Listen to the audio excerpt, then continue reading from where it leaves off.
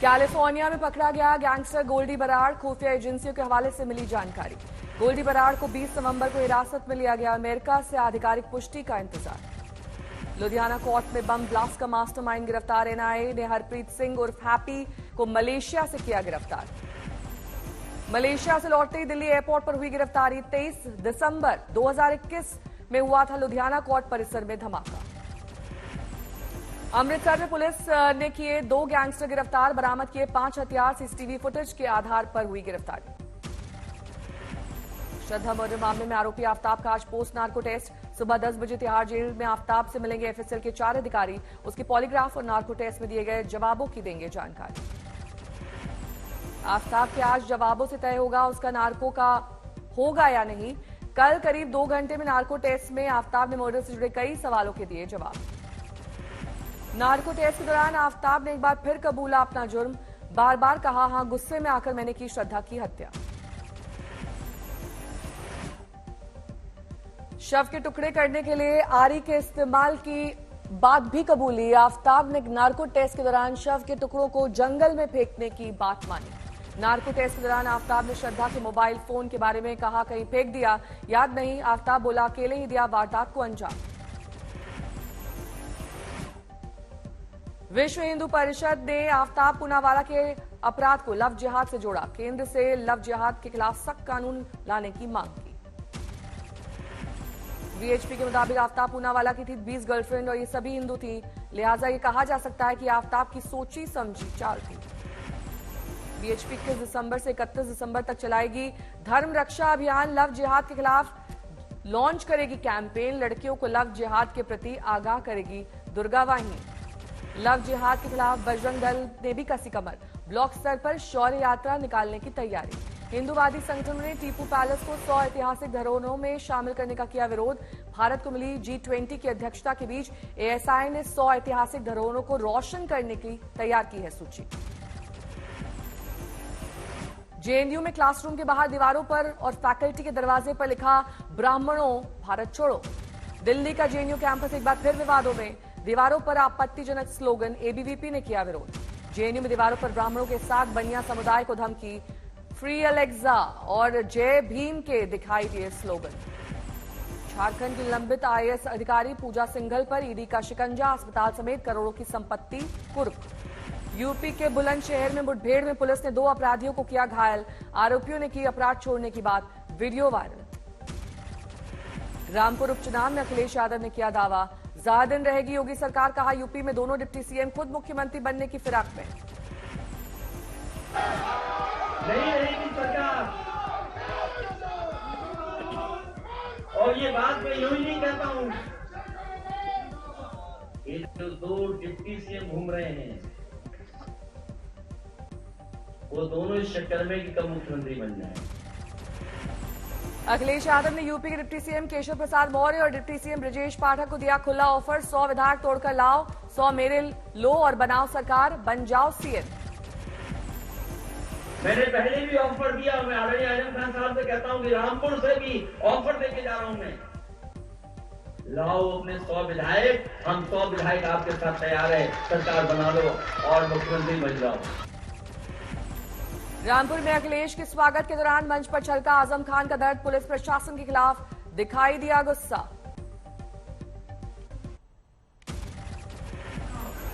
CO साहब जिंदाबाद, police वालों जिंदाबाद, तुम्हारे झंडे जिंदाबाद।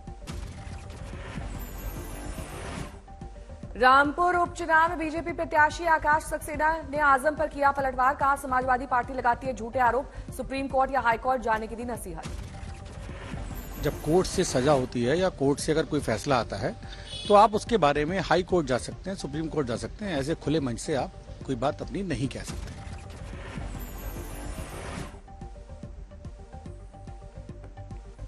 आकाश सक्सेना ने कहा, 40 साल पहले रामपुर दूसरी औद्योगिक नगरी थी जिसे पिछली एसपी सरकार ने उजाड़ कर रख दिया।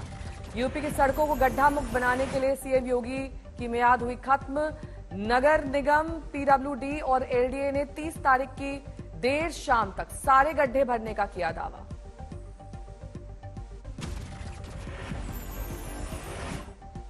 गुजरात की 93 विधानसभा सीटों पर 5 दिसंबर को होगा दूसरे चरण का मतदान। बीजेपी ने प्रचार अभियान में झोंकी ताकत। दूसरे चरण के मतदान के मद्देनजर गुजरात में आज पीएम मोदी का मैराथन प्रचार। 4 जनसभाओं को करेंगे संबोधित। दोपहर 12 बजे गुजरात के बनासकांठा में होगी पीएम की पहली रैली। 1:30 बजे पाटण, 3 बजे आणंद और शाम 7 बजे अहमदाबाद में पीएम मोदी की होगी जनसभा।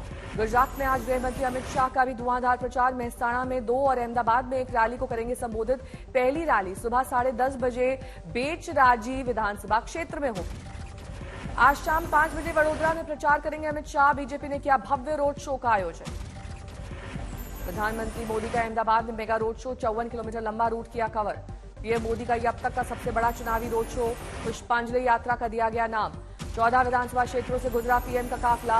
अहमदाबाद की 13 और गांधीनगर की 1 सीट कवर। पीएम ने सरदार पटेल की प्रतिमा पर पुष्पांजलि की अर्पित। सड़कों पर दिखा लोगों का हुजूम। रोड शो के दौरान एम्बुलेंस को रास्ता देने के लिए रुका पीएम का काफिला। एम्बुलेंस के जाने के बाद फिर आगे बढ़ा काफिला। गुजरात में दूसरे चरण के मतदान के लिए केंद्रीय मंत्री स्मृति ईरानी भी दिखाएंगी दमखम। आज मेहसाणा में स्मृति ईरानी की रोड शो। दोपहर में अहमदाबाद में प्रेस कॉन्फ्रेंस करेंगी स्मृति ईरानी। शाम 4:30 बजे गुजरात के डीसा में रैली को संबोधित करेंगी। तेलंगाना पहुंची दिल्ली शराब घोटाले की आंच। घोटाले में नाम सामने आने पर बिफरी टीआरएस एमएलसी कविता। घोटाले में गिरफ्तार अमित अरोड़ा ने कविता का किया था जिक्र। टीआरएस एमएलसी कविता ने कहा, बच्चे भी जानते हैं विपक्षी शासन वाले राज्यों में चुनाव के वक्त पीएम के दौरे से पहले होता है ईडी का दौरा। वाईएसआरटीपी अध्यक्ष शर्मिला ने सीएम केसीआर पर किया वार। कहा, शराब घोटाला ही नहीं, कमलेश्वरम समेत हर घोटाले में शामिल है उनका पूरा परिवार। जांच की मांग की। एमसीडी चुनाव प्रचार का आज आखिरी दिन। 4 दिसंबर को सभी 250 वार्डों के लिए होगा मतदान। एमसीडी चुनाव प्रचार के आखिरी दिन आम आदमी पार्टी ने झोंकी ताकत। आज दिल्ली में योग शिक्षकों से मुलाकात करेंगे सीएम। कारोबारियों से करेंगे संपर्क। एमसीडी चुनाव में आज डिप्टी सीएम मनीष सिसोदिया भी एक्शन में। नुक्कड़ सभाओं को करेंगे संबोधित। तिहाड़ जेल में मंत्री सत्येंद्र जैन को मिल रही विशेष सुविधाओं के आरोपों पर घिरी आप। जांच कमेटी की रिपोर्ट में सामने आई कई हैरान करने वाली बातें। जेल लगाता था जन दरबार। जांच कमेटी की रिपोर्ट के मुताबिक तिहाड़ जेल में 5 कैदियों पर जेल प्रशासन ने सत्येंद्र जैन को विशेष सेवा देने का डाला था दबाव। इनमें रिंकू समेत 2 कैदियों पर दर्ज है पॉक्सो एक्ट के तहत मामला। आज तक से बोले सचिन पायलट। भारत जोड़ो यात्रा का कांग्रेस शासित राज्य राजस्थान में होगा भव्य स्वागत। सचिन पायलट ने सीएम अशोक गहलोत को दी नसीहत। भाषा की होनी चाहिए मर्यादा। कहा, मैं दूसरे के लिए कभी ऐसे शब्दों का इस्तेमाल नहीं कर सकता जो मुझे पसंद नहीं है। शब्दों का चयन बहुत इंपॉर्टेंट होता है क्योंकि एक शब्द इस चीज से निकल जाए तो वापस नहीं आती। इसलिए बहुत सोच समझ के हमें अपने शब्दों का प्रयोग करना चाहिए। सचिन पायलट ने कहा, पार्टी अनुशासन बेहद महत्वपूर्ण, कोई भी पार्टी से बड़ा नहीं है। ये बात छोटे बड़े सभी को समझा दी गई है। कांग्रेस अध्यक्ष खड़गे की पीएम की तुलना रावण से करने पर बोले पायलट। खड़गे के बयान को ट्विस्ट किया जा रहा है। कहा, मोदी इतने बड़े नेता हैं, उन्हें सिंपैथी लेने की क्या जरूरत है। बड़वानी में मध्य प्रदेश के सीएम शिवराज सिंह चौहान ने सामान्य नागरिक संहिता के तहत कमेटी बनाने की बात कही। कहा, सभी को एक ही पत्नी रखने का होना चाहिए अधिकार, ज्यादा नहीं।